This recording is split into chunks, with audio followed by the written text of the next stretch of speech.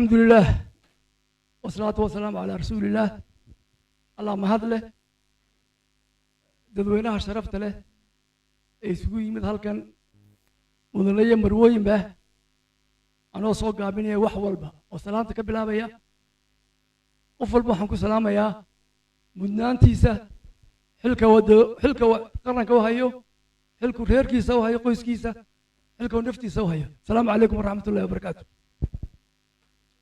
insan shaga hadal badan maayo waqti dambe weeye marka wax la cunana circulation ka yar islo shaqeeyo fikirka iyo daalka wax bay badan yihiin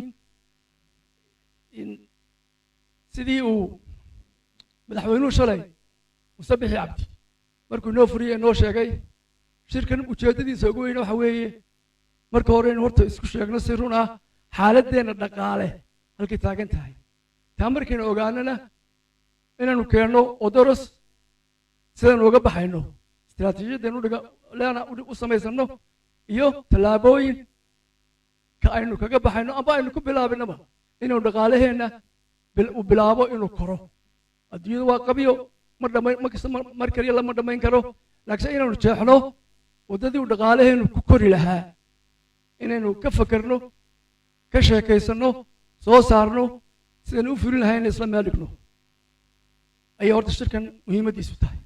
waxaan ilaahay ka baryayaa inay nooga soo baxdo taasi kabacdi markaynu aad u doodno isweydaarsano fikradaha inaynu isla meel dhigno tallaabada habboon aynu u qaadi karno horumarkeena.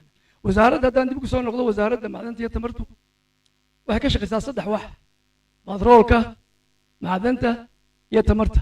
batroolka maanta halkan kaga hadli mayno laakiin waxaan rajaynayaa inaynu beri dhow aynu mid isaga u gaara yeelan doono markaynu noo soo baxo waynu kaga hadlino sidaynu u qaybsanayno siday ugu wanaagsan inaynu isticmaalno khayraadkaas si aanu balaayo inoogu noqon sida wadamo badan ugu noqday.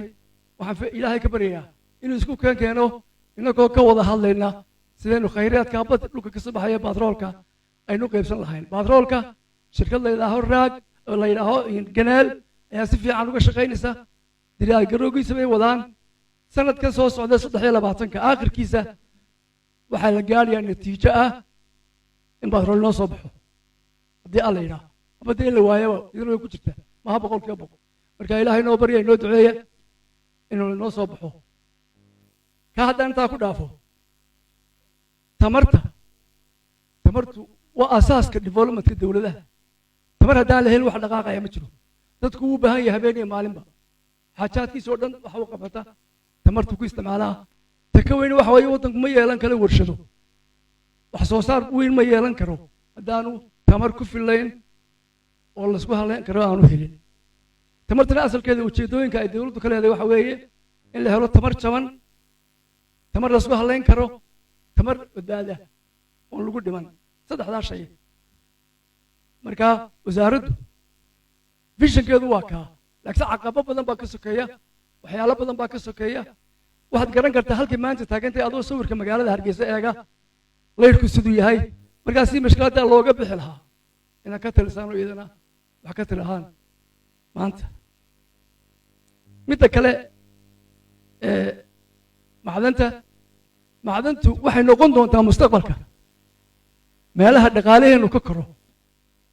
waxaan filayaa inay beeraha ka badan doonto ay dhulkeenu buurihiisaasi iyo dhulkan banaankuba macdan badan buu leeyahay laakiin imika way nagu cusub tahay kama faa'iidaysano. waa bilow caqabado badan baa ku wareegsan. caqabadahaas si loo gudbi lahaa ay dhaqan inoo noqon lahayd inaanu macdadeena ka faa'iidaysano waqtiga soo socda. taana taladeedii ayaa maanta loo fadhiyaa oo la doonaya. waxyaalahan imika sanad baan joogay wasaaradda waxyaalahan arkay ugu waaweyn waxaa ka mid ah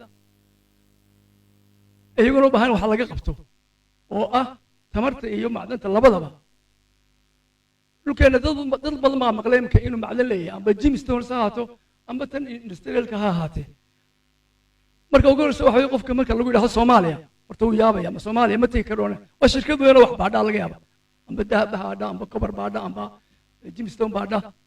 laakiin marka lagu celceliyo meesha way fiicanta waxbaa yaalla waxay yimaadeen baa yimaadaan marka arkaan nabadda waddanka taalla way ku farxaan marka waxa ay doonayeen meelaha ka doonayaan tagaanay sambalkii arkaana ay dhagaxii arkaana ay macdantii arkaana way ku si farxaan oo rajo weyn bay muujiyaan mar saddexaadka inta islaamaan bay iga tagaan waa marka ay weydiiyaan baananka iyo insurance iyo financial systemska waddanka markaas istaagaa dib iguma soo noqdaan marka waana laga hadlay labada arrimoodna in xal loo helo si haddii la doonayo waddankeena investment in loo sameeyo labadaasi waa laba arrimood waaweyn oo u baahan in wax laga qabto waddankeenu macdan wuu leeyahay nabadna wuu leeyahay laakiin si loo maalgashan lahaa ayaa waxyaalihii dee dadkan lacagta haysta waddankeena waxa ugu weyn maalgeliya waa DP World waa innagoo kale dhaqankoodiyo sidaanay lacagta shabtada ku qaadi jireen oo meel geyn jireen oo way garanayaan laakiin ninka Mareykanka ama Ingiriiska ama South Africaanka iyo marka tahil baan iyo insurance-ka waa nooca uu ka tagay ku soo noqon maayo marka labada arrimood aan ku celinaya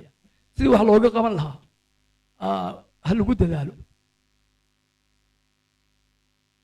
inta waxay raacad dadaal badan ma wadnaa dadaalka waan isku danaa inaanu joogtayno oo hore u marino in waxa ila daawan doontaan hilibka yar oo waqti yar soconaysa halkaas aad dabta wixii hadhow su'aalayo doodii ka soo bixi doonaan aad baan idin salaamayaa السلام عليكم ورحمة الله وبركاته